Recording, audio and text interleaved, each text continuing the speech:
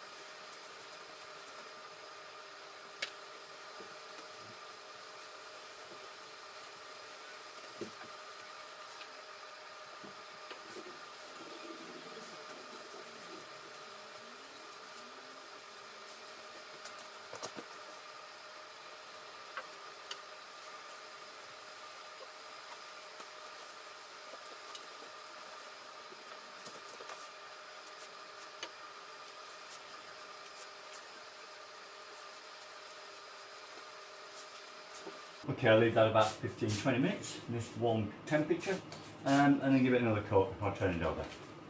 Now, whilst I'm waiting for that primer to dry, I'm just getting on with these blocks, and as I said, marking the back of the blocks quite clearly so that I know where the hinges go, where the blocks go as well, but that'll mean putting this onto the relevant door straight away as soon as the doors are ready. But I've got to paint these as well. Now also there is issues with some of these, if I can find the ones that I've got issues with, namely, there you have one. Right, you see I've marked at the top there, this hinge is too low down on the block. I've already maxed out the adjustment on the screws there, that's still, I'm a good 5mm out, so I want to bring it up to there and centralise them holes. But also we need to be drilling all these for the bigger screws. Right, I've given the second side a first coat, and now I shall give it a second coat, and that'll be it, finished. Once this dries, tomorrow it'll be now, I can then start on the top coat, which I'll turn them back over again, and get the other side for that. There's just 2 coats, it seems is about right with this stuff, usually seems to be that.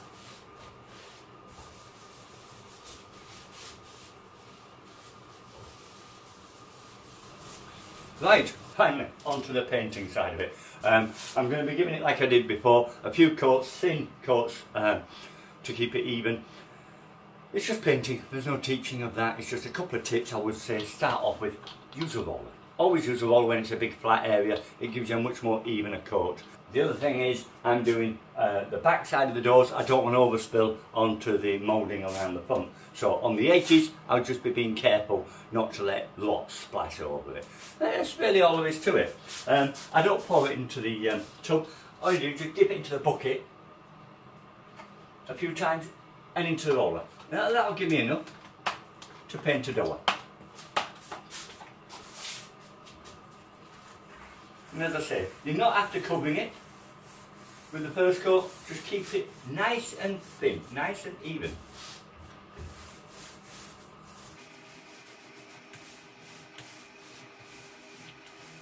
Like that, best you can, get rid of all the lines that it creates. I'm going to paint the blocks as well.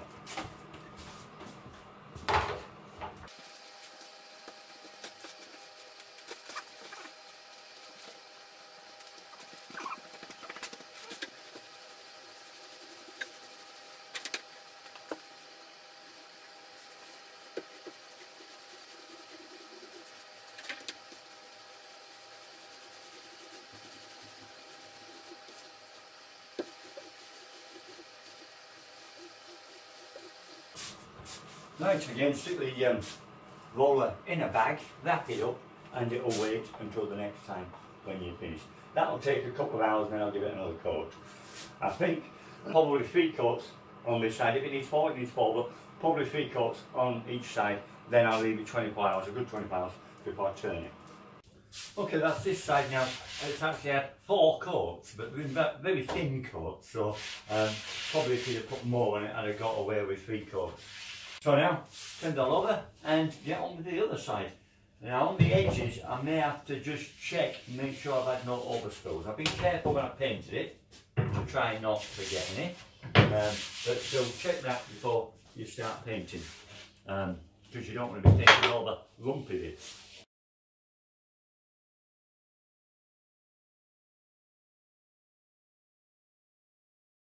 And that's the second side now finished, and it's this time taken 6 coats. 6 coats. But it looks good for it, so I'm not bothered. However many it needs, just a case of getting that solidness about it. The insides I wasn't too bothered about really, but the outsides you want it to look good, so I got that solidness. Right, now what I'm going to do is start on one set at a time. This is the closest set, doors number 2. I'll get the hinges on then, and then get them across and put them on to wardrobe number 2, and that way at least I know which one it's going on to. It's easier that way than trying to remember.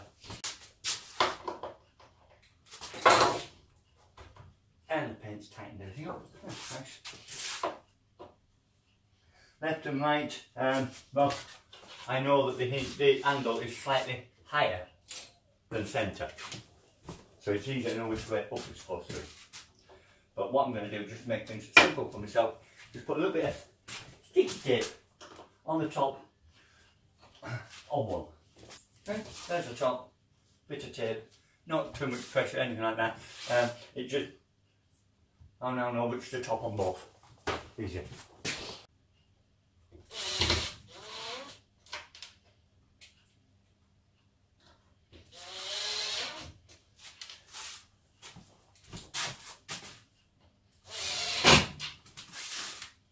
Now the quick release hinges, so I don't need any tools to fit them in the bedroom, just a little stubby screwdriver to adjust. That's it.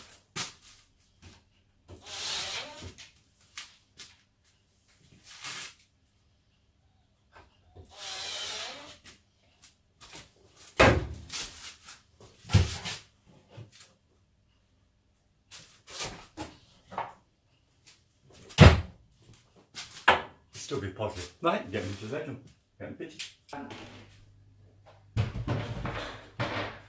As I've decided on which doors I'm going to do in a group, so I'm doing this one, door number 2 first. Got the top there, so that's easier to do. And the quick release hinges, so I should be able to, if everything goes to plan, put them into place. Easy enough to sort it. That's good. I'll probably put a piece at the top there, that's all it needs. I don't think I need a piece at the bottom, because it's just an obstacle for me to get to.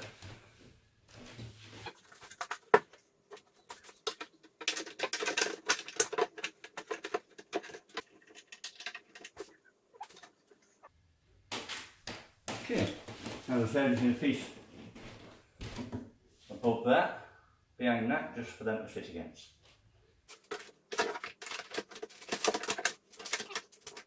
This side, so this one's right.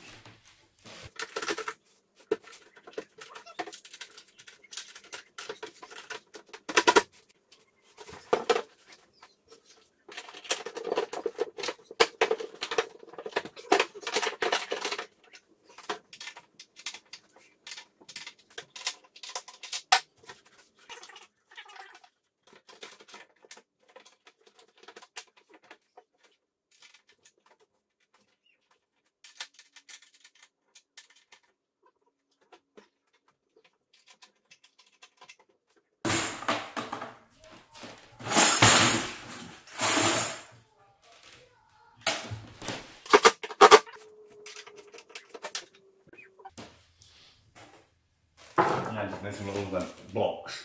These will just fit at the back here. Behind this, to stop the doors going back any further than along there.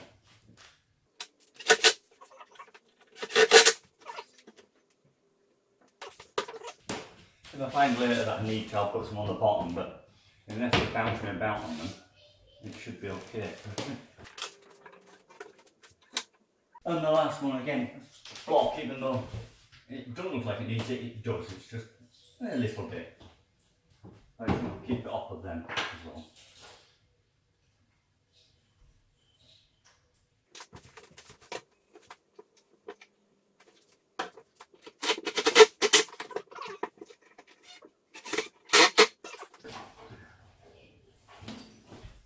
Okay, right, well that's all them 3 wardrobes now are finished at this level. All I've got to do now is then top 2 sets, I'm going to put a couple of shelves in there. Get them done exactly the same way and this project will be finished. So let's get cracking. Oh, what did you that? Is it good? You like it? Yeah. Yeah. And these door. Yeah. Now close them and watch. Let go. Wow. Like a toilet seat. Magic, eh? Like a the toilet. soft toilet seat. Yeah.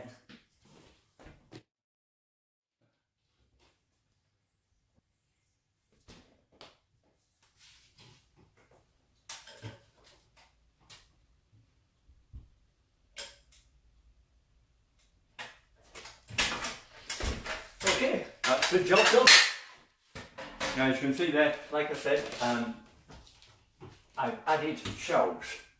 These shelves obviously matching the design that I did with these shelves, so it's the same bullnose front on it as well. Although with this, instead of using ply, I used 22mm lilac flooring, a bit more stronger. But otherwise exactly the same. And then those finishing it off nicely. And then we have it complete, a built-in wardrobe. And very child orientated. That was the idea of the big thick knob rivets. It just makes it more children friendly. It looks more of a childish wardrobe, in my opinion. Anyway, I hope you've enjoyed the whole lot of it. I know it's taken some time to get there, but there's been a lot of detail put into it to make sure that you understand what I went through into it. Okay, well if you get any questions about it, shove me along. I'll get back to you as soon as I can. Otherwise, thanks for watching. See you again next time. Bye for now.